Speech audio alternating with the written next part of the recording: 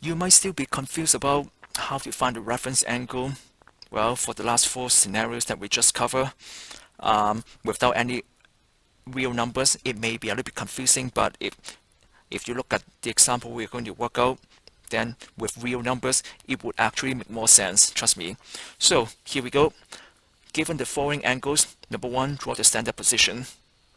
So let's draw this. If you have a ruler, great, use that. If not, it is fine. As long as it sort of look like kind of like a straight line, it's just okay. And if you have a protractor, use it. If not, it's just okay. It's not Math 10C, so we are not going to use a protractor. Right?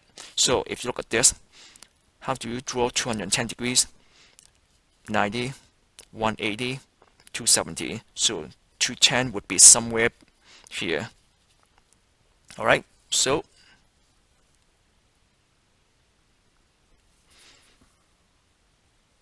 something like this.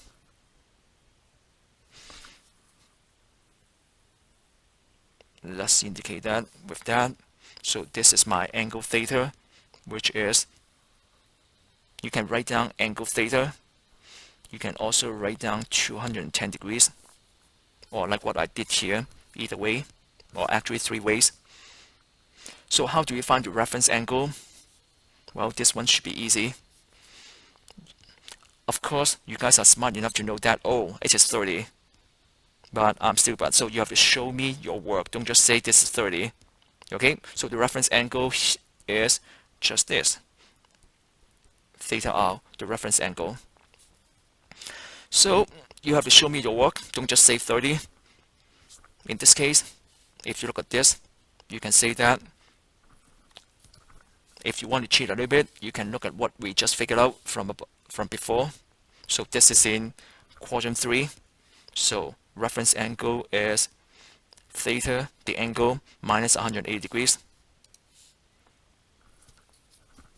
So reference angle is, I'm not going to keep screwing up and down, flip back and forth. Alright, so if you are confused about which formula to use, you can either look at the notes that, the formulas that we just figured out, or you can simply look at this here. Just use your common sense to do the math. Okay, so you take 210 degrees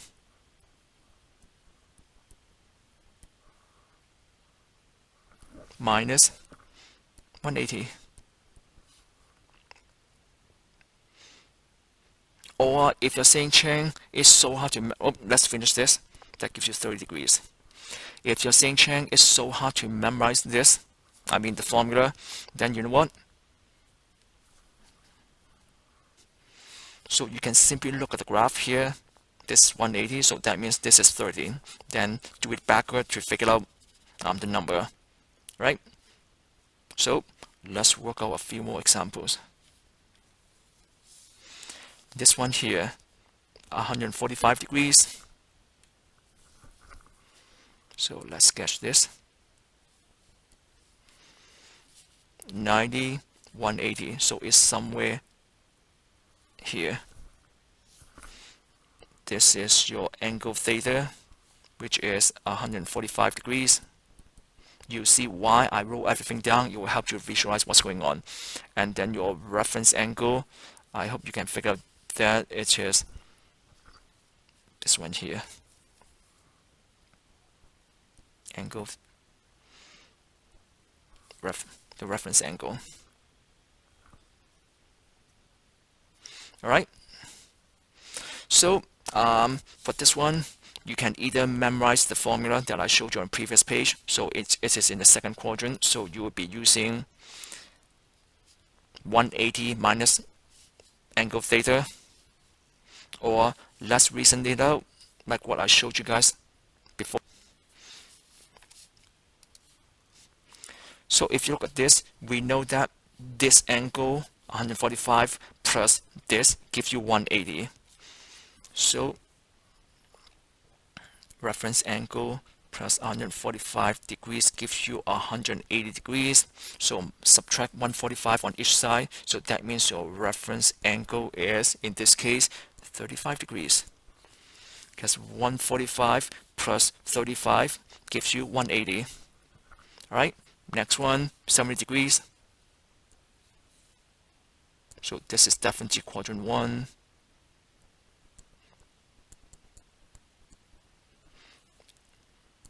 You may remember that if it is in quadrant 1,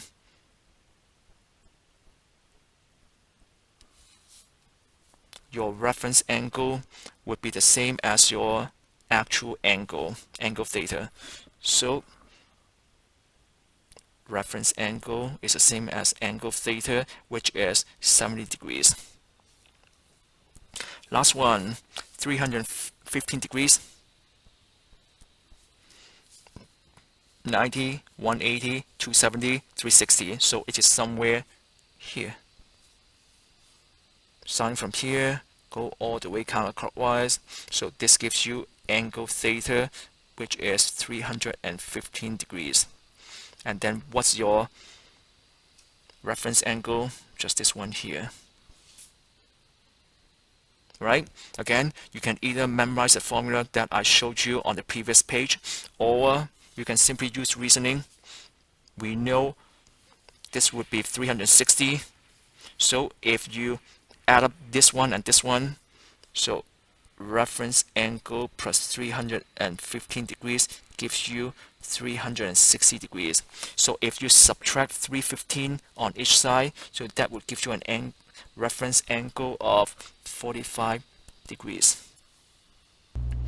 So next one, what four angles have a reference angle of 60 degrees? So if you look at 2 pages ago, we talked about that each quadrant has its own reference angle.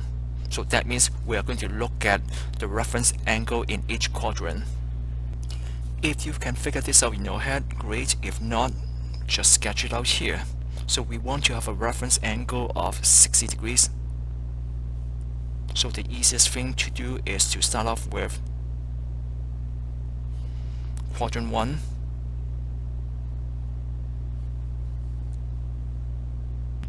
If you're still confused with the reference angle, I would suggest you to go back to your previous 2 slides to have a look. So in this case, we always want to measure from the x-axis to the terminal arm. So in this case, this is my 60 degrees. So this is a reference angle.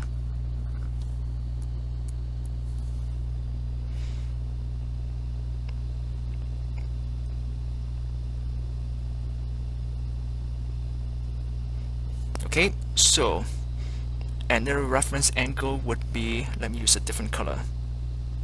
In this case, that means this is 60. Now, please don't tell me that the angle is 60. Yes, it is 60 for the reference angle, but what is this angle theta, this whole thing, the whole angle?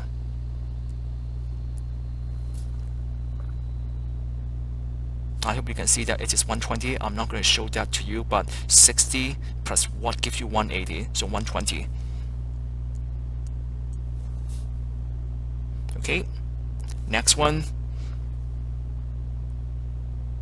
This time, it's just 60 degrees here. But what is the actual angle, angle theta?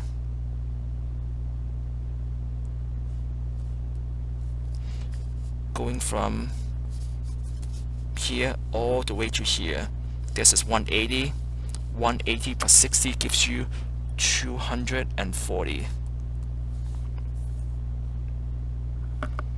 Okay,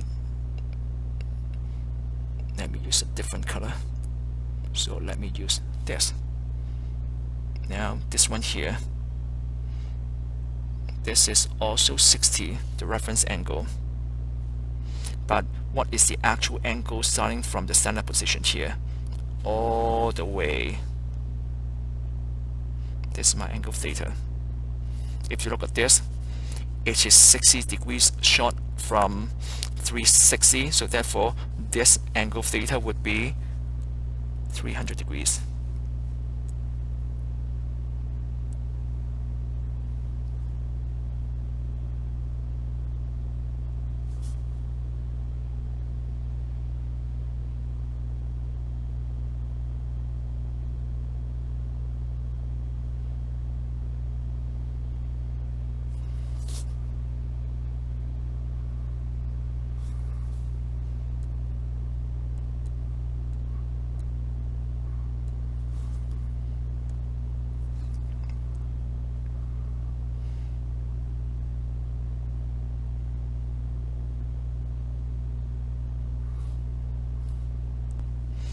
Okay, so last question here.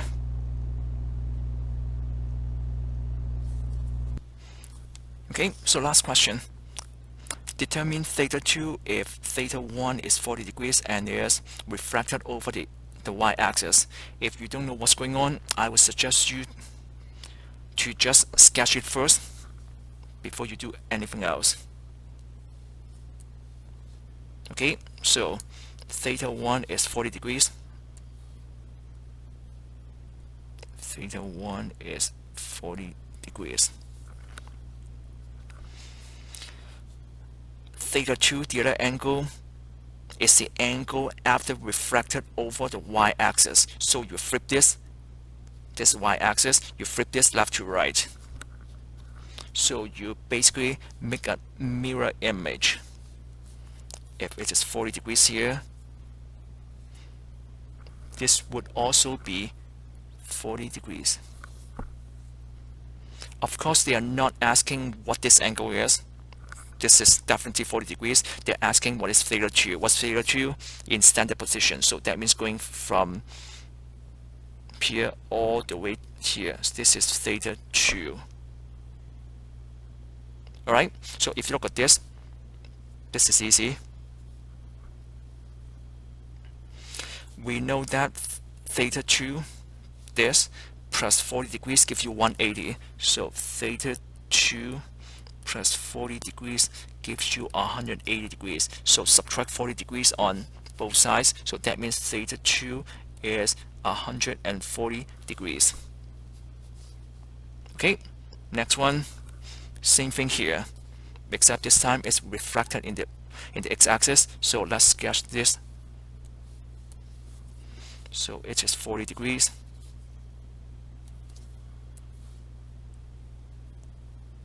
Theta 1 is 40 degrees. Now it says refracted in the x-axis. This is x-axis, so that means you flip it up and down, upside down, whatever you call. So that means you have another angle here.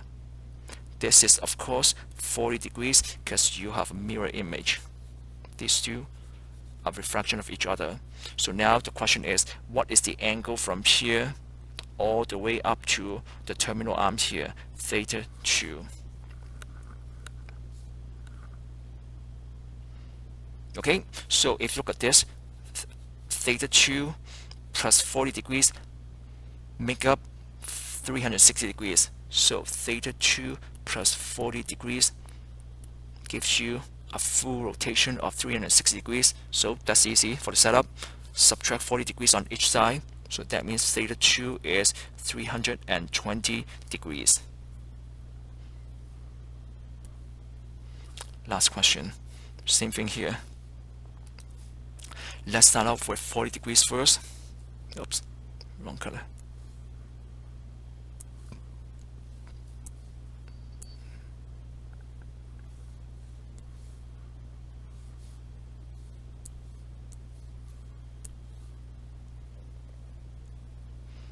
Theta 1, 40 degrees.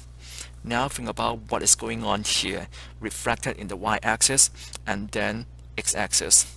So a few seconds, you might want to pause. So if it is refracted in the y-axis, so that means this one would be refracted here. Then the x-axis, so if you have one after reflecting the y-axis, then if you refract that in the x-axis, then it would be down here. Because you take this one, this is the dividing line, you flip that down here. So of course, that gives you 40 degrees. Now the question is, what is my theta 2?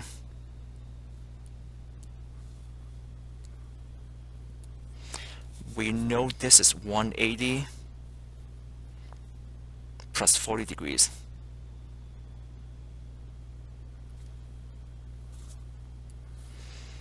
So theta 2 is this whole thing. Theta 2 is 180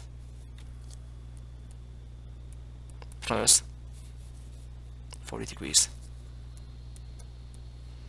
So 180 plus 40, that gives you 220 degrees. I hope you don't find this lesson too bad, because it's just the introduction lesson in the trig unit. So last thing, as always, textbook questions. Okay, enjoy.